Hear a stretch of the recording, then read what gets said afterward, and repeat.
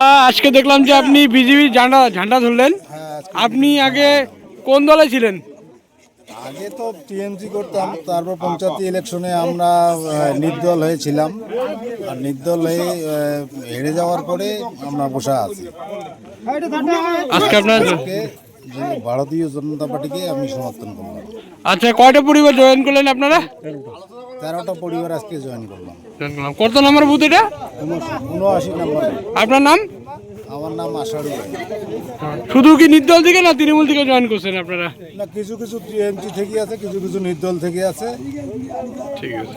হুগলিগঞ্জ বিধানসভা ভোটবাড়ি অঞ্চল 79 নম্বর বুথে আজকে তৃণমূলের সমর্থক এবং গত পঞ্চায়েত নির্বাচনে অনেকেই নির্দল হিসাবে তারা লড়াই করেছিল এবং তৃণমূল এবং নির্দল মিলে মোট 13টা পরিবার আজকে ভারতীয় জনতা পার্টিতে যোগদান করলেন এবং বর্তমানে এই পশ্চিমবাংলায় তৃণমূল সরকারের যে দুর্নীতি এবং মুসলিম তোষণ এর প্রতিবাদে আজকে সমস্ত সনাতনী সমাজের মানুষ ঐক্যবদ্ধ হচ্ছে এবং সবাই মিলে আজকে মোট 13টি পরিবার ভারতীয় জনতা পার্টিতে যোগদান করলেন।